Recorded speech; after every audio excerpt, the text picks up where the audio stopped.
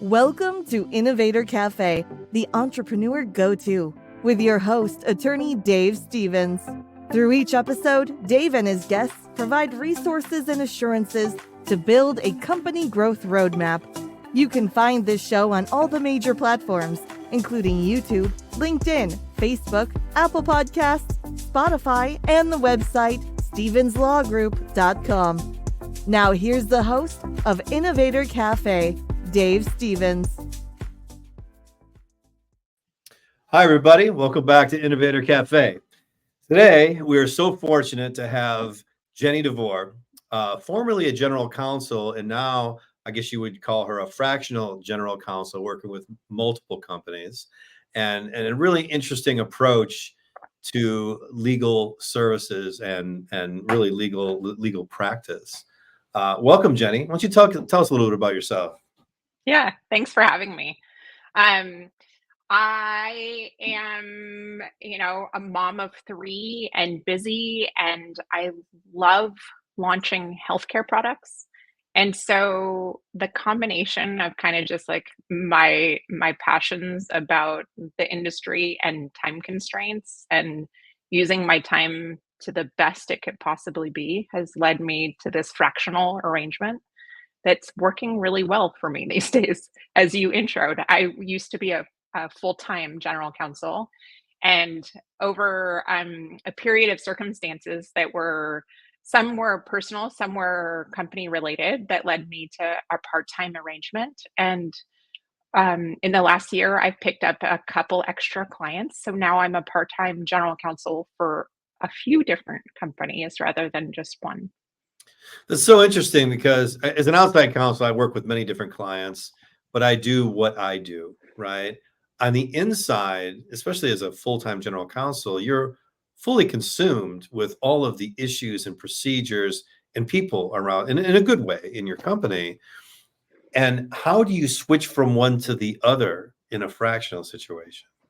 Yeah, it takes a concerted effort, certainly. And that was part of the learning curve when I switched to this arrangement, is how do I hat switch and think about the entities in a different way? Because you're right, the general counsel's job is to think of holistically about the business and how the decisions are being made that help support the company as it grows.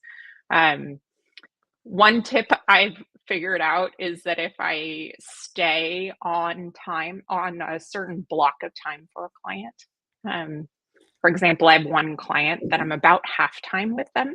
And so I commit big chunks of a day, almost full days to them. So that helps keep those time periods and my brain divided in a way that's helpful. The other Sure. thing that we were talking about is using Gen AI to support kind of just some decision making. That's Mhm. really basic, nothing disclosing confidential information. Mhm. But definitely I use it for transitions in thinking about project to project. No kidding. Well, back to, I mean, you're working with different personalities too. I mean, there's different Yeah, management each of the different companies. Once you kind of get comfortable with that as a general counsel, it makes your job easy, right? So when you're absolutely. switching, you're not switching from, the different company and product to another. You're switching from one culture. I'm an outside counsel. I mean, culture is Right. important, it's part of it, but you're in one culture, then you're leaving it, you're joining another culture. What is that transition like? Is it time consuming or is it really more discipline? It's discipline. For me, it's discipline and Right. thinking about it. And having a little break in those transitions definitely helps. I take my dog for a short little walk and clear my mind and then Right. transition to the next project. As I think most of us do in between pieces of our day, having that little mental break really helps. It's a good reminder for me too. We always have to remind each A other, little especially fresh in this air. Zoom world, right? I mean, Right. you're going from one place to another, but you're still sitting in the same chair. You need to get up and clear your head. I find that very, very helpful, right? Yeah. Yeah. So yeah, let's talk about AI. Even in our office, we call them robots that do different things. Like sometimes we'll get, like a long list of fees from the patent office, and we get a robot that goes in there and takes those fees and puts them all in the right place. Mhm. And it gave my bookkeeper a whole day back when we discovered that per week, Right. which is It's amazing. impressive, right? Is that how you engage with these? Tell us how you use them. Absolutely.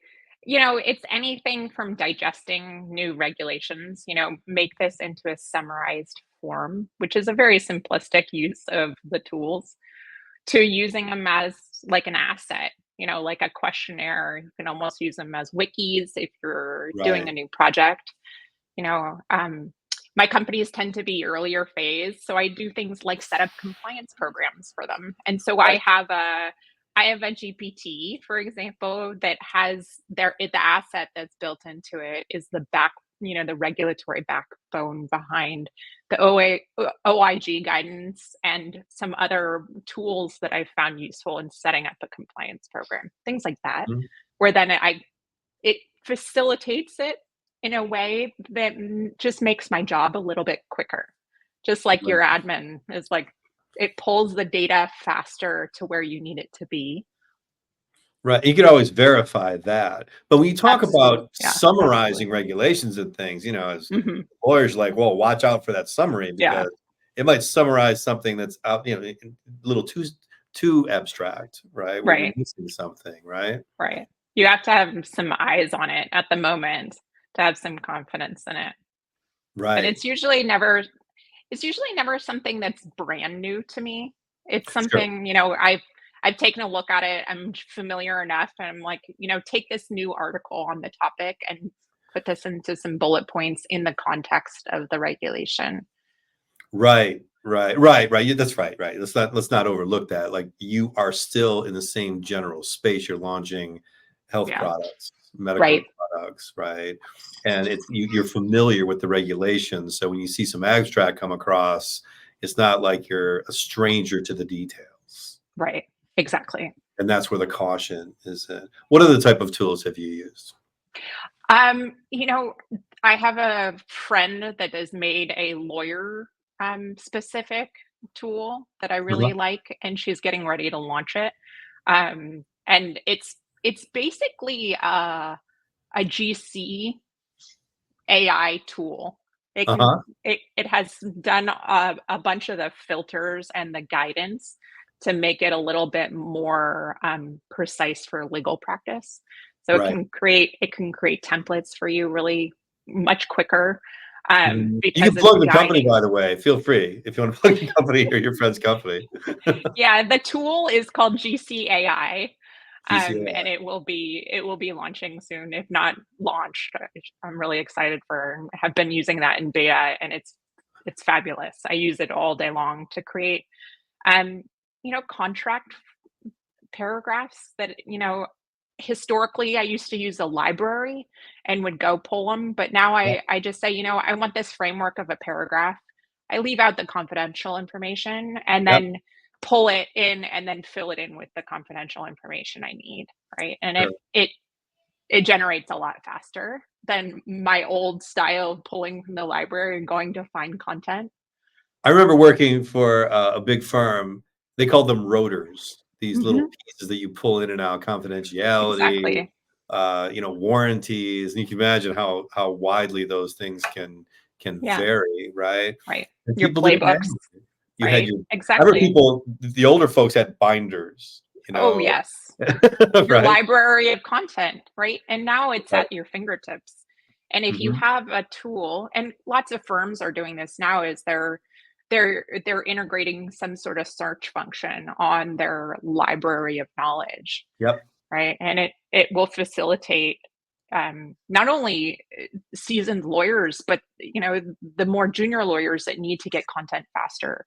Pulling it down will help us all, I think, to get there Sure. faster and Sure. use our brains rather than, pushing the paper around to take some time and some, and generally helping us do it Clients faster. don't wanna pay you to push papers around anyway. They wanna pay you to think, right? Right. And the Cal Bar rules, I don't know if you saw them, they now specify that law firms can't charge for the time spent with AI. So if they had a flat fee to do a project, that Right. now the project is faster because they're using AI, they need to adjust their pricing appropriately. It's funny that they actually had to make a rule to say that Yeah. to me. It begs the question about like how that pricing is set, but yes. Right. Oh yeah, they should have thought of that back when calculators were invented. I mean, I would sit here by hand and write things down. Now I save an hour because I have my, my little HP calculator, right? But now Right. it's important because Yeah. it's carving out bigger amounts of time. Yeah, I do feel like, Gen AI for me, I'm using it. I I feel like pretty well, but it is just scratching the surface. It does feel Yep. like that element when you realize you could program your TI-80, calculator to do some complex processing. It's like that moment in time. I'm like, Right. I think Right. I think we're scratching the surface here. I think I might be dating myself if I say that my first TI was a 35. Yeah, that takes me back a bit. Yeah. Well, I think it was not until the 50s or TI 50s or 60s that you could actually program Oh yeah, like that's right. I That's right. like Those weren't allowed computation on into tests them. anyway. Yeah, the early and there Right. was a time period when you're right, the teachers were like, no, no, no, you still have to do the analysis, Yep. right? Right. Oh, I remember when there were no calculators allowed. No calculators. Right. Sorry. No, You're not getting. absolutely. Because you know, but now it's an interesting topic because a lot of schools are becoming, more progressive and they're thinking about kids using ChatGPT and saying, we understand that you will, so we'll enable the programming to understand and teach you how to use it appropriately and continue to use your creative mind, but use it with the assistant of, a GPT. Right. I'm sorry, I can't buy that. School, you gotta you gotta write it. I'm sorry. These are the same people that use, all that shorthand in their emails you can hardly understand. It's my kids, that's what I see. No, write The a full chat sentence, lingo. right? My Yeah. kids are 12 I and routinely 14. have to look it up. I'm like, I don't understand. What was that acronym? I know, I know, I know. I still have access to my kids' phones. Like, let me see your phone. I Oh, look yeah. at this. I'm like, what are you saying here? None of your business. I mean, it's just so crazy. These little Right. shorthand things, right? And yeah, it's a different world, right? But yeah, so when you're at your everyday desk and you're going Mhm. from client to client, I mean, even with an accountant, you have to have a different account in QuickBooks if that's what you're using, right? Right. How do you transition? I mean, I transition project to project, but mine is very finite. You're going from an entire in-house legal office to another complete legal office. You don't want, I mean, obviously the confidentiality overlap, but all of that structure overlap and all the documents around it. How do you manage all of that? To me, it seems like a manual nightmare. Well, the good thing is that most of the companies have their own infrastructure. And Yeah, so I keep all their content in their systems, right. all their emails in their Mhm. systems. It's pretty clear. There's no there's no mixing and matching Right, in my on my foldering structures or anything like that. So right. that process of just moving between their systems really helps me keep it clean. And like I said, I time block very similar to you were saying about your projects. Sure. I time Mhm. block so that it helps keep me in the mindset of the culture and the business desires of that entity. Right, right. And would you even have a separate email for each of the companies? Yes, I have company emails. Yes, so Mhm. it's separate systems for everything. Yeah. Boy, once you automate that would be that really takes the effort out of it, doesn't it? Once you automate that, you could just jump into, well, just like as easy as I do, jumping from one project to the next, completely Yeah. different. I will Uh, tell you the biggest challenge when I set up the practice was creating a master calendar yes. to get all their calendars to feed into a master and then push out like blocks of time so that they would, Right. they would see it properly. No kidding. I mean, suddenly your time is everybody's business, right? Yeah, And they want to, exactly. when are you available? I mean, how do you resolve that, right? You got 5 different people competing for your time, and they all want you full time, of course. Right. Right. It's a dynamic there. Yeah, I would imagine your calendars are quite full. Are quite full. Yeah. Interesting innovation. Tell us more about how AI can make our lives easier. Oh, I think there are so many uses. I think there's so many uses generally. Sorry, my daughter is home from school today. Okay. I think you can really, I mean, like if you have a Chat GPT account, you can ask it very simple things from helping you make recipes. It's a great, like almost like a search accelerator. Sure. The other tool, if you haven't started using it, is Perplexity. That's fabulous. So I kind of ping pong between Perplexity and my like chatbot tools. Um, those are fabulous to kind of fill in gaps of information. It's basically like a supercharged search that gives you resources and Hmm. references. It's fabulous. Um, Anytime I have a question, kind of like I have that nagging thought of like maybe I need some extra information. I'll Right. usually go into my chat bots first and kind of start querying questions to get that going, like get that thought process going. It's Um, spotting issues and things around the question, right? exactly. And Is I that the can ask hardest thing to you things do? like, what am I missing? What am I not Yes. thinking about? To kind of like challenge you, right?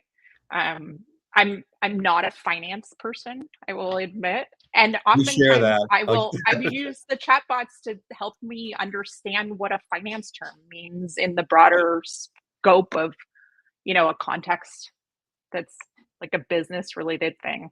I'm like, what Mhm. does this mean? Right. It's So, interesting. I'm in some tech investment groups, mostly finance people, and they start speaking their jargon. I'll say, slow down, guys. Pretend you're what's 15-year-old that kids word mean? conversation, right? The chatbots are really great at helping you understand words. You're like, and if you train a GPT actually in your persona, which Yeah. Dave you can do, you pull in publicly available information about you on your LinkedIn profile and all your podcasts and stuff, and you make like a little GPT that's a persona that you can talk to it and Really? say, tell me what this word means if you were Dave, and then it Right. would describe it to you in a way that makes sense to you. You're like, oh, okay, that's Pitching interesting. too, like these meetings where you're not like you're listening, you're taking notes, but you're not fully participating. You can put your image up there and go have lunch with your daughter, right? Let her sit through the meeting. But why are you in that meeting if you're going to do that? That's a very good question. That's a very I good think it's question. like there are a number of tech leaders that are like, if you're not on camera, you're not participating, exit the meeting, right? Like you don't belong there. Right. Right. Especially if you're billing time. Oh, I don't think my clients would appreciate me doing that. That's for sure. That's for sure. That's for sure. Yeah. You can imagine the comical outcomes. But really, AI is starting to like fill in these gaps where we're really not needed, are we? Isn't that what it's really doing? I mean, take away these ministerial tasks. I don't want Yeah, to do them anyway, really. right. Right, exactly. And elevating, our time to something that's more creative or where you want to invest your energy. No kidding. No kidding. I mean, something comes in from the FDA in your world, right? And whether it's an email or a correspondence, something like that, you could repackage that thing and summarize it, send it to the right people in a blink. No one's touching it, right? Right. And And that your cuts out so much confidence. time It you would want a human in between right now, but somewhere. certainly there will Mhm. be a time when it's a little bit quicker and with higher confidence in the outputs. Right. Oh, for us, we get stuff from the patent office. It's very similar, right? And Right. it's good just to know, hey, there's something here. Okay, I'll get to it Hmm. later. Right? I mean, it's just not going through the mail, paper mail, right? We're certainly beyond that. Um, Sure, and take it and summarize it, and say, Deadlines. here's Mhm. here's the packet of information you received with a summary line about it, do you really need to read that whole thing? No, you can read the summary and then say, great, we received that last week, and it'll get docketed appropriately. Yeah. What other roles do you see AI taking over in the office? Oh, that's such a good question. I mean, people talk like it's like this black art where it's going to take away things that you don't have control over, but that's not what we're talking. That's not what you're talking about. You still have total control. Right. I'm using it as an assistant in a number of ways, and basically helping me become like a learned hand, right? Like that's taking that level of practice and adding just like a little bit of like a superpower. Yeah. But in the next 6 months, we will see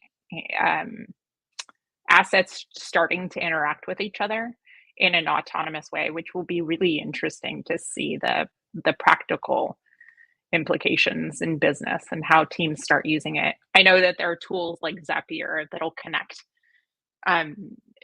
sequence workflows, but Right. it sounds like there will be quite a big innovative jump in the next 6 months or so, following, if you think that Gen AI and the trajectory is following Moore's law, then we should see some really drastic improvements real True, the soon. entropy. It's endless to think about how this thing could really transform, but right up to the point where judgments are made, right? There has to be that human influence there, especially in FDA. You're doing drugs, right? Sure. Right. Well, it you wonder, I mean, like, will we know that we're still making a decision? I think that's what people are always kind of bringing up when they talk about the moment that the tools are starting to talk to one another. It's like maybe they'll understand that humans don't want them to know that they can communicate. It's an interesting concept. Well, they're going to figure out how dumb we really are, and they're going to outthink us. I mean, let's be real. Right. I think that's the inevitable, but at what point does that happen? Will we know it happened? I don't know. But Right. I love this concept of using AI for healthcare products, whether it's drug development, because the historical process of making drugs was quite long and a little bit of like trial and error. And now we can remove that trial and error with computation, which is it's impressive. Having seen the way we used to do it to now that really it's like accelerated high throughput in a way that's impressive. And the FDA has recognized it. They've implemented some practices where you can do computational analysis. You don't necessarily have to do animal testing for a number of indications. For some, like the lower incident indications, there are lots of computational models that you can apply your product to instead of doing the animal models, for example. And they accept that data, which is impressive. Because, and I say it's impressive because allowing that as like one element in the drug development process just sets a precedent to start removing all the other pieces that can be to accelerate the processes. It's really risk analysis at the highest level. Exactly. And at what point, does the data sufficiently satisfy the question so that they can move through that gating process and decide that that product is safe enough to deliver to humans? It's interesting too. I've been involved in a pet pharmaceutical, and this is brand new to me. I mean, your area is a black art to me, FDA, all that stuff. It's so much regulation. But what I learned is that the pet regulations are soon going to be equal to the human regulations. And the reason why really surprised me, it turns out, well, in this instance anyway, was that humans, people, pet owners are getting closer to their pets. They're getting so close that there's this group of people, and it's growing, where they're eating with their pets. They're actually eating the pet food. and they want to take the same I'm not kidding you. And the FDA is starting to realize this. And it's just a matter of time before they look at this and say, okay, you need to assume that humans are going to consume this dog product that you're making. So Yeah. now they're in your wheelhouse. It's no longer something, you're not just losing an animal, a production animal. You're talking about a human life, even though your expectations were just to serve animals. That's wild.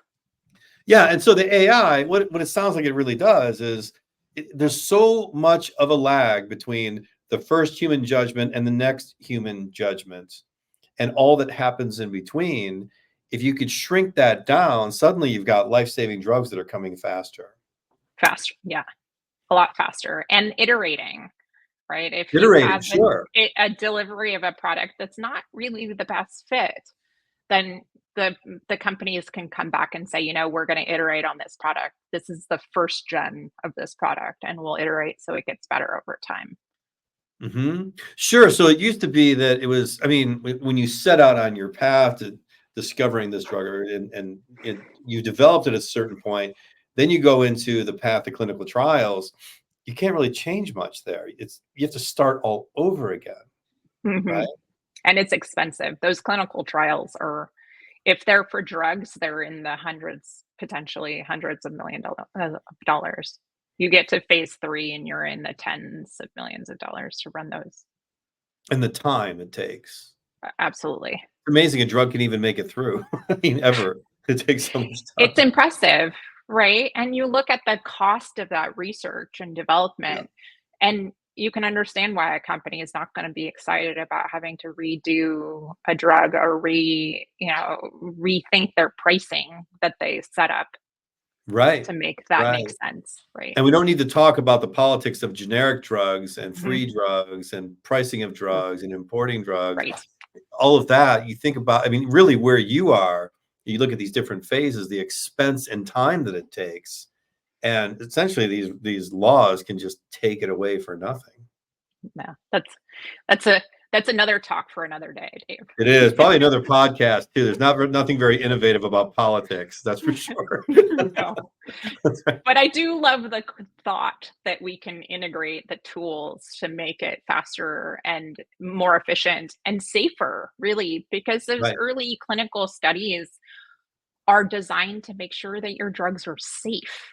If you didn't have to complete those, you were able to confidently say that the drugs were safe and didn't have to subject animals or, humans, healthy humans to your product. I mean, who wouldn't want that?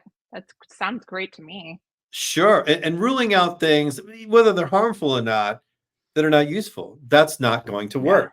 Let's stop now before we spend not just the money, the time, the animals, the people. Why waste time? If we think about our time as finite, back to using our time efficiently. That's right. That's right. It is definitely finite. I feel it every day as I'm chasing my kids around, for sure. Right. The time is finite. Also in business, time is finite. That's for sure. And if you can make your day any more efficient, my whole staff, they've cut their time in half using AI. Right. And it's not that they do go home early, but if once you start wiping these things away, suddenly there's so much more thought being put into something really important rather than trying to deal with these spreadsheets. I mean, thank God for Excel. They're exhausting. So much time, right? Who wants to spend their day doing the exhausting elements, right? I do know some folks that are energized by doing that work. More power to them. But I'm not. So if I can, remove those elements that are energy draining in your day and then have more energy kind of like fulfilling or, like inspiring moments, you end up with like overall a happier day, happier week, right? I'm imagining that your team is delighted to have some time back in their day. Well, right. Well, and how many times people looking at this mind-numbing stuff, even whether you like it or not, right? You have a down day or you didn't get enough sleep, things are passing by you, right? Right. I'm working with a client that was looking at, you look at the logs of errors in a data center. I don't want to get too much in the weeds, but lots of errors happen. There is a person who sits there in front of a screen and looks at 500,000 of these things every day. And it has to have human eyes on them, because you need to know what that error is. You got to trace them down and all these different things, right? And there's an AI system that reduces it down to one page, because much of it is redundant. Much of it is redundant. That's impressive. Right. It's very impressive. And these people are becoming normal people again, I would imagine, because they're not just staring at these numbers and things. I mean, it's got to affect your. I bet they're normal people already. But yes, getting some time back in your day to do other things. Sure. Right. Well, and actually attack real problems, right? I mean, rather than all the redundancy and stuff, it's no different than what you're talking about. I mean, there's so many. You think of how many combinations and permutations that can happen when you're trying to design a drug, the different components of it, right? And you think about how much time you could just wipe away with things that obviously are a failure, right?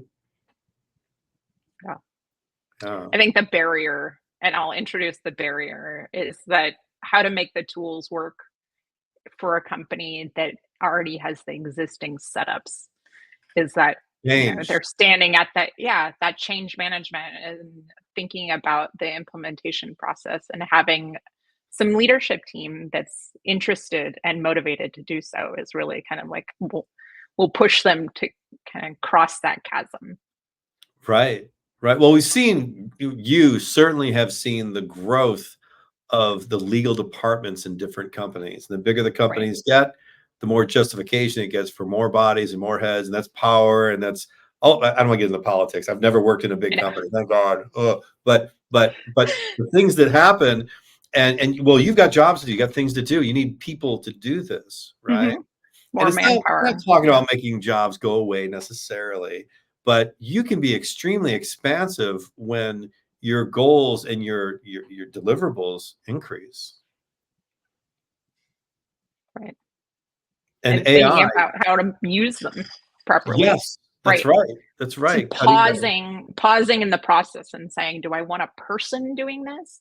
Or can I think about a process to implement the process, so that, maybe you only need one person rather than three, right? That can oversee the process. Well, you're the epitome of that. I mean, you're the general counsel in multiple companies. I mean, talk about that. That's leadership, putting their money where their mouth is, right? Right. Enforcing that process so that I can manage my day effectively. Right. Yeah. Sure. And even going back to 2020, which was a revelation in every business, every company has lost their sense of humor about overpaying for anything, right? Even office space for that matter, right? And the cost of doing business, it was squarely put into question, every single nickel, when companies had zero revenue, right? Someone had zero revenue. Automotive companies were making breathing machines. They weren't even making cars anymore, right? It really was an earthquake in the middle of every industry. And when people repaired it back together, they were questioning everything. Mm-hmm. We really need all these people and these places and these things to do what we do. Right. And the footprint of every business. What does that mean? Services, outside services. I mean, you know what they're like. You've dealt with them. I'm one of them. I know, but I'm pretty transparent, I would have to say. But I would say, so I was doing a conference in 2020, and there was a competing firm on the East Coast. There was me. And I said, okay, it's September 2020. I want to talk about cutting costs. What else is there? There's nothing else that my clients are talking about, right? The other firm said, we don't want to talk about that. Our clients are not reducing their spend during COVID. Wow. How tone deaf can you possibly be, right? And so I forced it, and I was the most popular guy at that conference, I will tell you, because that's all anybody wanted to talk about. But I haven't stopped talking about it. So what you're doing, it cuts costs dramatically. If you transformed yourself back into a full-time position, I don't wish this for you right now. You probably have more time for your kids now. It's probably a lot more interesting too. But if you went back into a large organization, how would you start transforming that organization using AI? People would be threatened with their jobs. I mean, how do you introduce that change management to? I mean, you can talk about the oldest, crustiest company you could think of, but think of the group where everything seems to be working and everything seems to be synchronized, but AI can make it better. Where do you start? Oh, I think that gets to the root of how change management works. It's like Yeah, how do you instill the desire to change in people? And right, for me, I've found the best luck in inspiring kind of some like excitement about the thing.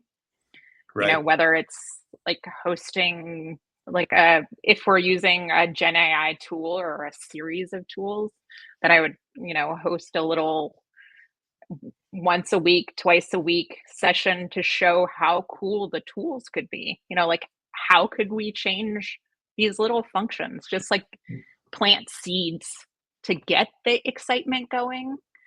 And Yeah. that's assuming that you have leadership buy-in. I mean, that's You have to start with without that, don't that. you? Yeah, you do. But once you get there to kind of build some champions within the company, you Hmm. may have to kind of tease it out a little bit, train a couple groups here and there on how the things work, and then start developing. It's kind of like developing an appreciation for something before you then introduce it into Hmm. the workflows. It 'Cause if seems you don't too. have those people, it's like you're gonna have the resistance across the board. Oh, constant resistance, constant resistance. And it seems too that in large companies, people are often trying to differentiate. Well, they have to show how they differentiate themselves from their colleagues, their peers, whether in the same department, in different departments, right? I can't think of a better way to differentiate yourself than to make yourself more efficient. Start with you, right? Right, It's not like you're knocking out your colleagues, right? You're trying to make yourself be more and do more with your time. right. And if that's And show awarded by people that leadership, how it works, right? right? Right. Yeah, show people how it works, right? And then, but you have to be rewarded. You have to be rewarded. There has to be a recognition that look at this awesome thing she's doing. Look how much better she made her time. She's Right. working half the time and now she's taking on more tasks, right? It can't be a double-edged sword.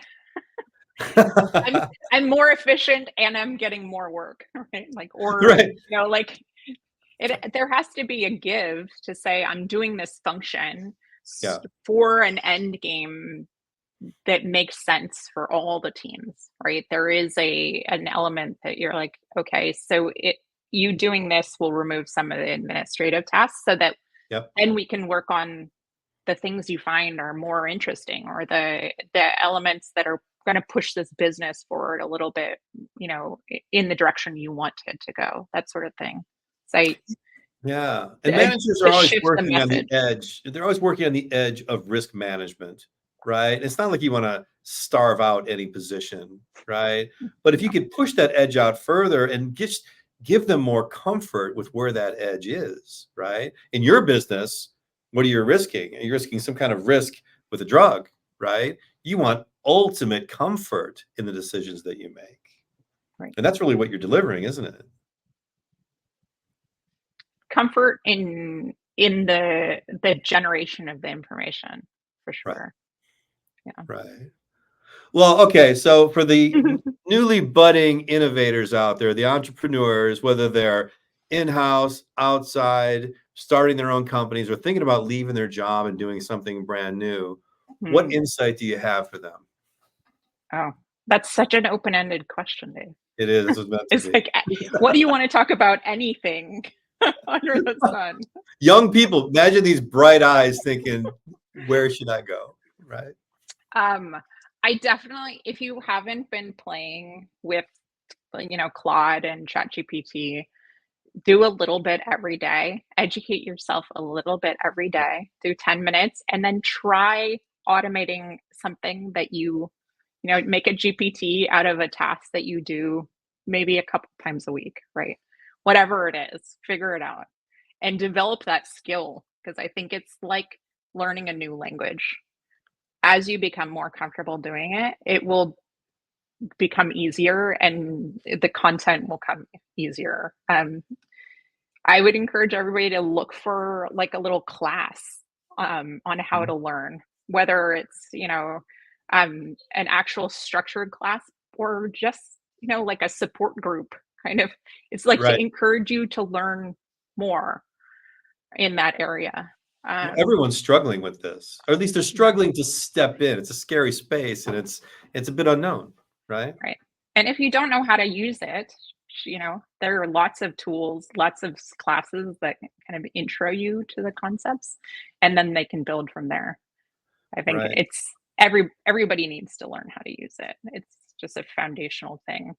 No doubt. And a lot of these AI companies are certainly motivated for you to be educated because that's their product, right? For sure. And that goes to the change management. You Yep. are the start of implementing these tools.